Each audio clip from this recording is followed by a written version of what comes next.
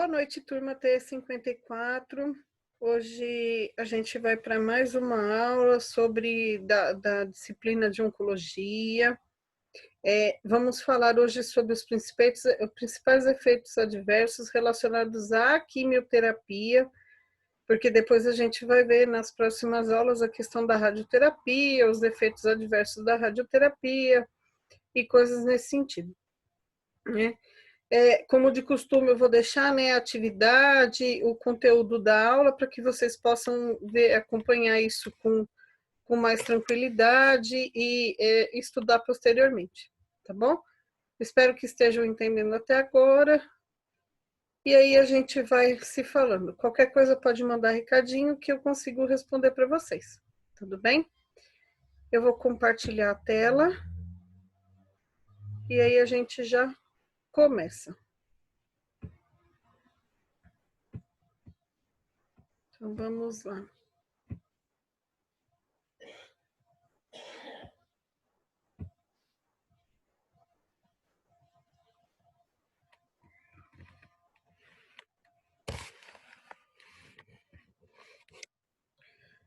Então, de novo, hoje a gente vai falar sobre eventos adversos relacionados à quimioterapia, tá bom?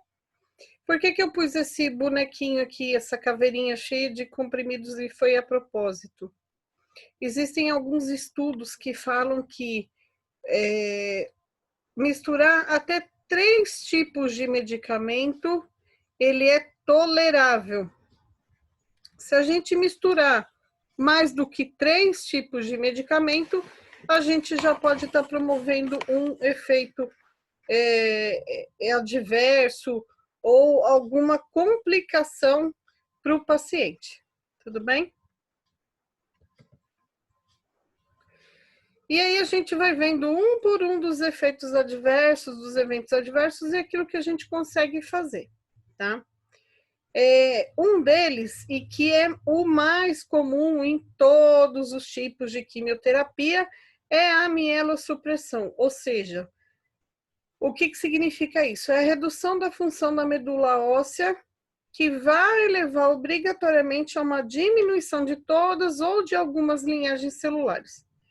Se de fato esse quimioterápico reduzir todas as células da medula óssea, ou seja, os glóbulos vermelhos, os glóbulos brancos e as plaquetas, a gente chama isso de pancitopenia. Então, só para a gente relembrar aqui, ó.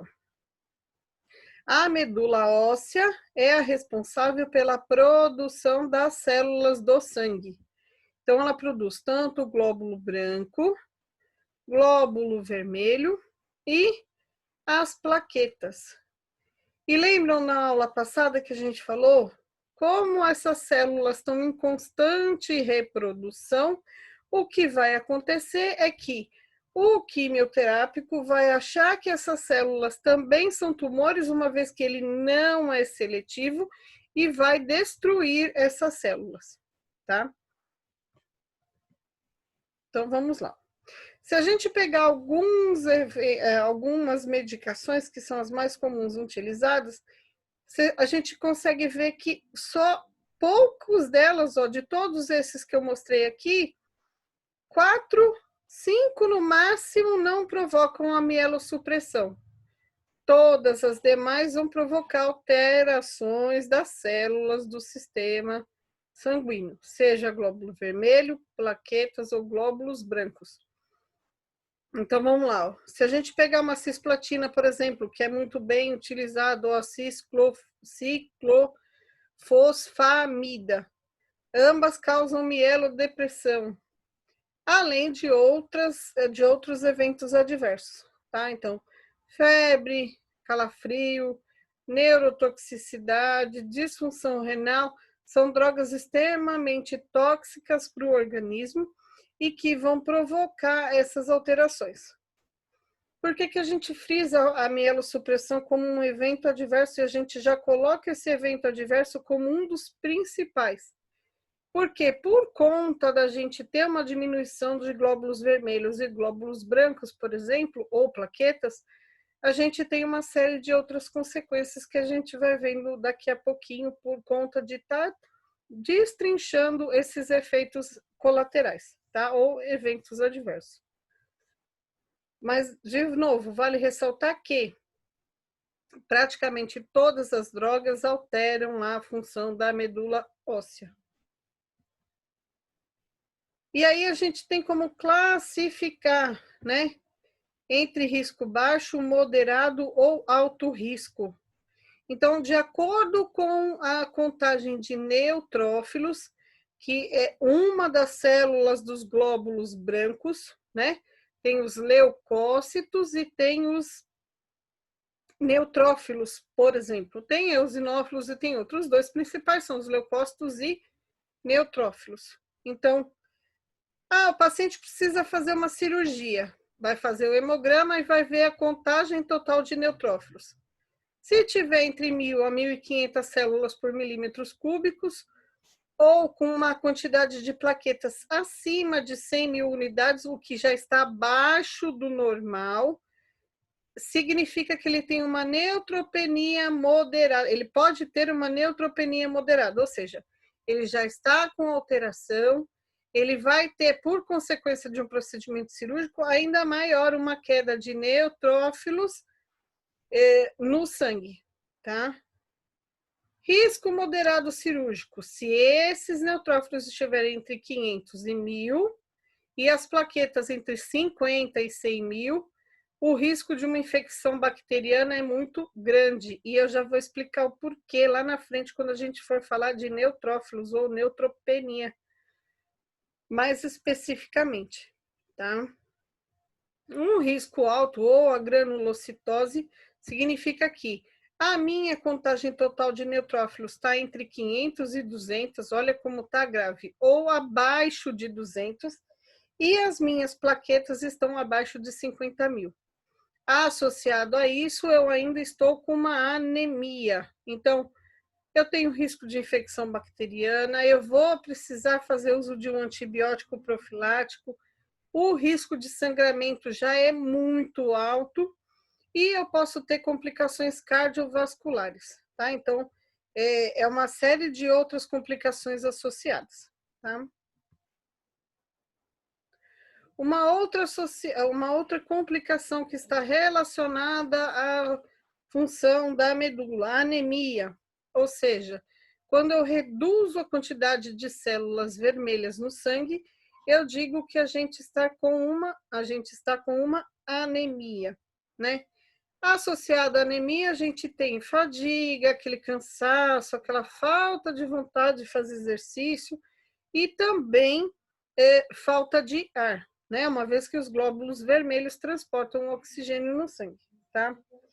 Nas mulheres, os níveis normais de células vermelhas são acima de 12 gramas por decilitro, e nos homens acima de 14. Quando essas células já estão abaixo de 12 para a mulher ou abaixo de 14 para o homem, significa que esse paciente, que essa pessoa está com anemia. Normalmente, por conta da mielossupressão, eu já vou ter uma anemia associada. Todo paciente que eu vou considerar como paciente oncológico, eu só vou considerar ele como anêmico quando esses níveis estiverem abaixo de 10 gramas por decilitro. Isso falando de um indivíduo adulto, tá? Qual que é o tratamento? Transfusão. Quando essa anemia está associada somente a alguns fatores, alguns outros efeitos colaterais. Então, por exemplo, eu só vou transfundir um paciente quando ele tiver com uma hemácia de 7. E essa hemácia de 7 tem que já estar associada à fadiga, à falta de ar e alguns outros efeitos colaterais. Se isso tiver associado, eu já faço uma transfusão. Professora, mas e se a gente tiver com uma hemoglobina de 9 e eu estou com dispneia, eu estou com fadiga, eu não estou me sentindo bem?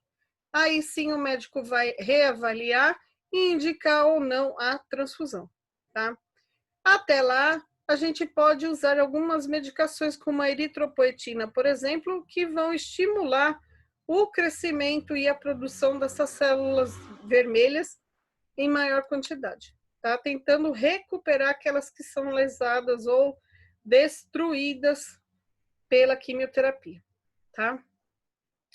Então, que sinais e sintomas que eu posso ter associado? Palidez, né? Fadiga, e aí eu tenho que evitar ao máximo estresse, esforço físico, atividade física, taquicardia. Então, qual que é a nossa obrigação? A gente tem que controlar os sinais vitais desse paciente. Tá com um sinal de taquicardia, essa taquicardia pode estar associada a uma anemia, tá? E a dispneia, que foi o que eu falei, que nesse caso a gente faz o quê? A gente oferta oxigênio para o paciente. E, de novo, a gente tem que estar prestando atenção a esses sinais vitais, tá? Seja quando ele está fazendo quimioterapia, quando ele vem buscar uma ajuda, seja em qualquer momento, tá? A gente tem que ver como que ele está, tá? Aqui eu trouxe para vocês verem, por exemplo, como fica diferente a quantidade de células vermelhas dentro do vaso de um paciente normal, de uma pessoa normal, comparado a uma pessoa com anemia. E desse lado aqui, eu trouxe o que a gente, como se a gente estivesse vendo no microscópio. Então, quanto mais células vermelhas a gente tem, tá normalzinho aqui, ó, tem bastante glóbulos vermelhos. Agora, se a gente for olhar desse lado, olha como eles já estão mais espaçados, né? Quanto menos células vermelhas, menor a quantidade de oxigênio, por exemplo, que eu consigo transportar. Então, fica bem diferente se a gente for olhar numa lâmina de laboratório, tá? O outro efeito colateral, ainda relacionado à mielossupressão, é a leucopenia, ou redução das células brancas, os leucócitos, que são os nossos soldados, ou seja, digamos que eu peguei uma infecção, ou até mesmo o Covid, que hoje está muito, né? Hoje fala-se muito em Covid. A primeira célula que vai reconhecer essa infecção que tem um invasor no meu organismo é o leucócito, né? E aí ele já tenta combater essa infecção, tá? É como se fosse o soldado na linha de frente, ele é o primeiro que chega para pegar ou tentar pegar esse corpo estranho que me invadiu, tá? Neutropenia, lembra lá no comecinho que a gente estava falando de neutrófilos? Por que que eles são tão importantes? Porque são eles que são as células brancas de combate à infecção. Então, como que funciona? O leucócito reconhece esse corpo estranho, né? Essa infecção. Ele vai tentar formar uma barreira, e quem vem para destruir esse corpo estranho, essa bactéria, esse vírus ou essa infecção, é o neutrófilo. Contagens abaixo de 1.000 células por milímetro cúbico dentro do sangue já são considerados como neutropenia. E por que que eles são tão importantes? Porque eles se replicam e eles se multiplicam muito rapidamente. E, de novo, sempre a gente vai retomar. Quimioterapia vai destruir tudo que cresce de forma desordenada. E o medicamento é burro, tirando aqueles novos que a professora já falou. Ele não consegue diferenciar que essa célula que está se replicando é uma célula boa para o nosso corpo. E aí ele vai fazer o quê? Ele vai destruir essa célula, tá? No caso de uma radioterapia, se digamos que o câncer é de osso, e eu vou fazer uma radioterapia sobre o osso longo, que são os ossos que produzem a medula, eu posso também provocar destruição desses neutrófilos, tá? Ou uso excessivo de corticoide, que o próprio medicamento por si só destrói esses neutrófilos, tá?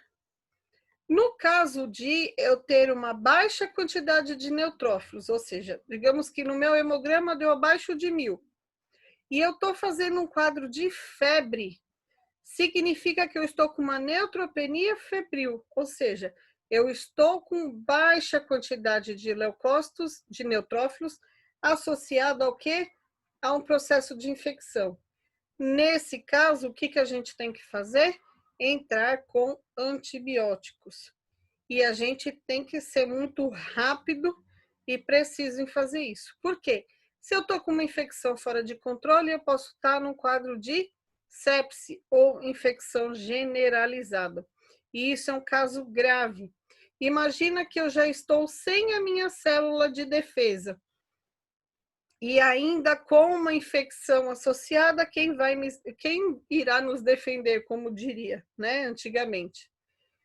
Então, a gente tem que entrar com esse antibiótico de maneira rápida, certeira, e usar alguns medicamentos associados para tentar estimular a produção de neutrófilos no nosso organismo. Tá?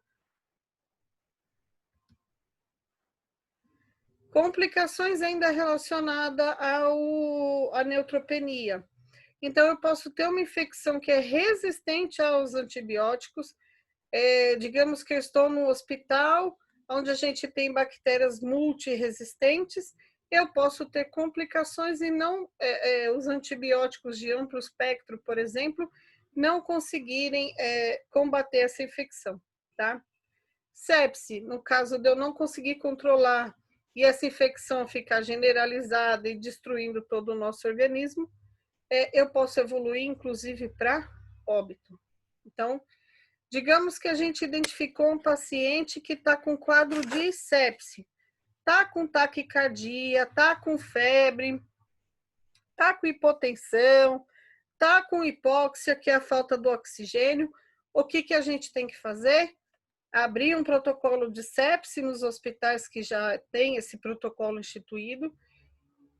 O médico já faz a prescrição do antibiótico e eu tenho até 1 hora para coletar exames laboratoriais para ver o quadro de infecção, a que ponto que está, inclusive fazer hemocultura, cultura de urina e outras culturas que fazem parte do protocolo. Colher a gasometria, no caso o enfermeiro colhe essa gasometria, e no prazo de no máximo 1 hora eu vou ter que fazer o quê? Já ter dado antibiótico para o paciente, tá?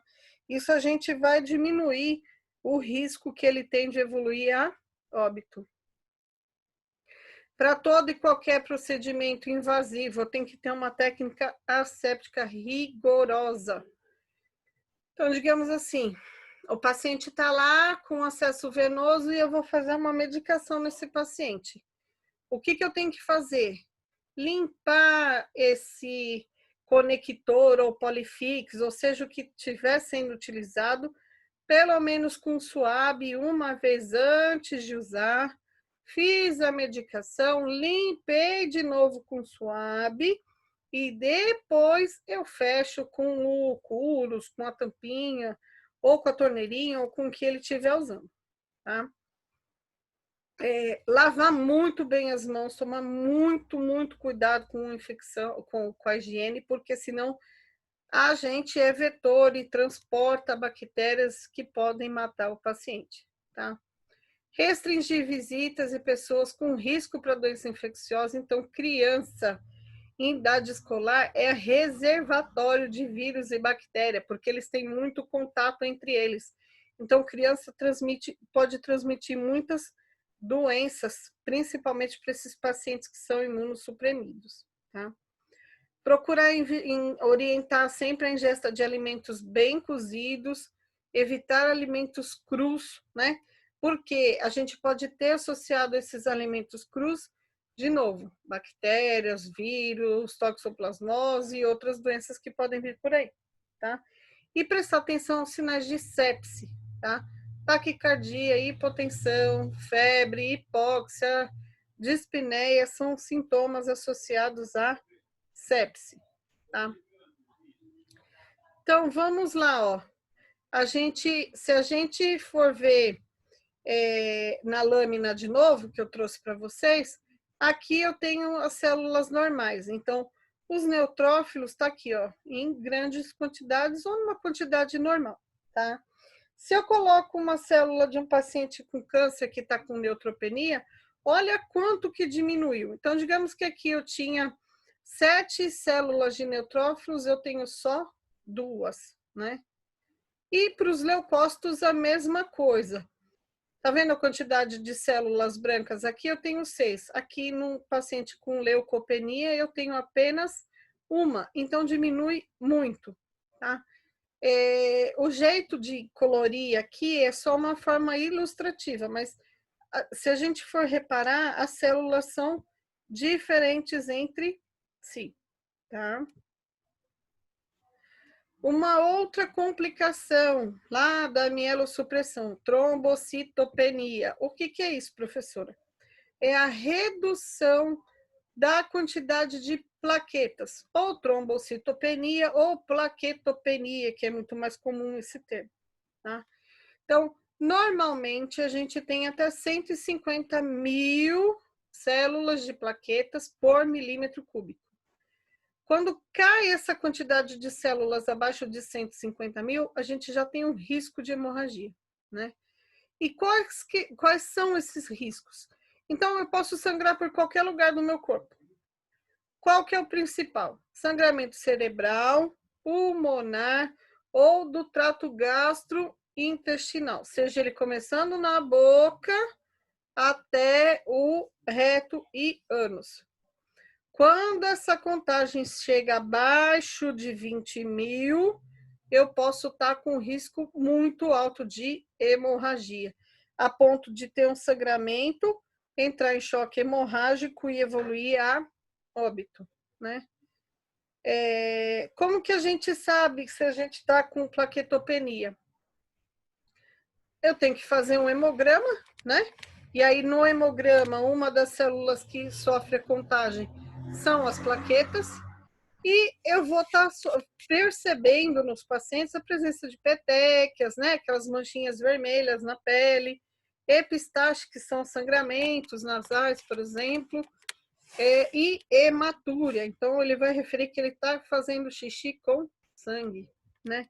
O tratamento é a transfusão de plaquetas quando esse número estiver abaixo de 20 mil, ou, de novo, se eu tiver, mesmo que eu tenha plaquetas acima de 20 mil, mas eu estou com algum evento adverso, o médico reavalia para a gente poder fazer a transfusão, tá? Então, de novo, quais são os principais cuidados, né? Avaliar os sangramentos ativos. Se eu tiver com uma plaqueta abaixo de 50 mil, eu já não posso fazer, sob hipótese alguma, nenhum medicamento intramuscular, e eu tenho que evitar, inclusive, punção, acesso ou qualquer procedimento invasivo, tá? Orientar o paciente a escovar os dentes sempre com escova de cerdas macias. E, de novo, se eu tiver que fazer qualquer procedimento invasivo, o que eu vou fazer? Eu vou fazer uma compressão muito mais rigorosa e colocar uma compressa fria no local para que provoque a coagulação daquele local, tá? Então, vamos lá para a gente entender. Lembra que a gente está vendo as células do sangue? Então, aqui, ó, glóbulo vermelho, glóbulo branco e plaquetas. No microscópio, como que a gente vê? Aqui eu tenho uma quantidade de plaquetas normais, tá? Aqui elas estão aglomeradas, que a gente chama de plaquetose, e plaquetopenia. Tá vendo que ela já está se desfazendo? Ela não está tão mais junta como a da célula do número 1, tá? Outro evento adverso que é muito comum, náuseas e vômitos. Isso era muito pior, o que já melhorou muito, porque hoje a gente tem medicamentos que são mais efetivos, como o ondansetrona, por exemplo, né, que é o de primeira escolha, geralmente agora, tá? Essa náusea e vômito, ela pode ser classificada de 3 formas. Antecipatória, ou seja, nem começou o tratamento e o paciente já está referindo para você que ele está com náusea e vômito. Isso é muito mais de origem psicológica, porque é tanto falatório de que químio vai dar náusea e vômito que antes mesmo de começar, eu já estou passando mal, tá? Aguda se ela ocorrer entre a administração do medicamento, e por isso tem que ser muito lento e muito controlado, e até 24 horas após. Isso é a mais frequente que a gente tem, tá? Por isso que, associado à quimioterapia, já se faz as medicações para evitar esses efeitos colaterais, tá? Ou tardia, que ela vai acontecer 24 horas após a administração desse medicamento, tá? Geralmente ela está associada a esses quimioterápicos ou antineoplásicos que têm alto poder emetogênico, ou seja, infelizmente ele vai provocar náuseas e vômitos. A alopécia é muito comum, a dita queda do cabelo, né? A grande maioria é transitória e vai acontecer entre a segunda e a terceira semana de quimioterapia, tá? Geralmente esse cabelo volta a crescer, porém muitas vezes ele não volta a crescer como ele era antes. Então quem tinha o cabelo liso, pode ser que o cabelo nasça crespo, ou quem tinha o cabelo crespo vai achar muito bom que ele vai crescer liso, mas isso não é regra, tá? Algumas orientações que a gente pode fazer: evitar o sol na cabeça, exposição ao frio, orientar o uso de bloqueador solar ou protetor solar ou chapéu, né? Evitar tintura, produto químico, alguma coisa assim, tá? E no caso das mulheres, usar o lenço ou a peruca, tá? O outro muito comum é a mucosite, ou a inflamação da mucosa, desde a boca até o ânus, todo o trato gastrointestinal. De novo, por que ocorre também a mucosite? Porque as células do trato gastrointestinal se multiplicam muito rapidamente, tá? Então, o paciente vai referir para a gente, por exemplo, tá com alteração da sensibilidade, principalmente na boca, ou a boca está muito mais vermelha por dentro, está inchada, né? Tá com algumas pontinhas brancas, com dor, quando parece que está queimando quando come alguma coisa. Ele vai ter perda de apetite, vai ter desidratação, porque como você já está ruim, como que você vai conseguir comer ou se hidratar, né? Pode provocar aumento da saliva, né? E no caso dessa mucosite pegar o trato intestinal, pode provocar diarreias e sangramentos, tá? Então, tem alguns exemplos aqui de mucosite, né? Que eu vou deixar lá na aula para vocês estarem vendo. Algumas orientações que a gente pode fazer, desde higiene oral, rigorosa. Então, tomar cuidado, preferir escovas macias, né? Enxaguante bucal sem álcool, né? Orientar, procurar o dentista. Então, existem tratamentos para queimar essas lesões, para evitar que chegue nessa fase D ou E, por exemplo, né? Procurar uma dieta líquida, sem uso de pimenta, sem condimentos fortes e usar os analgésicos quando precisar, tá? Essa foi a aula de hoje, né? Eu espero que tenham entendido, né, um pouquinho dos efeitos adversos e principalmente como a gente pode reagir ajudando o paciente nesses eventos, tá? Na próxima aula a gente se vê novamente. Abraço a todos. Tchau, tchau.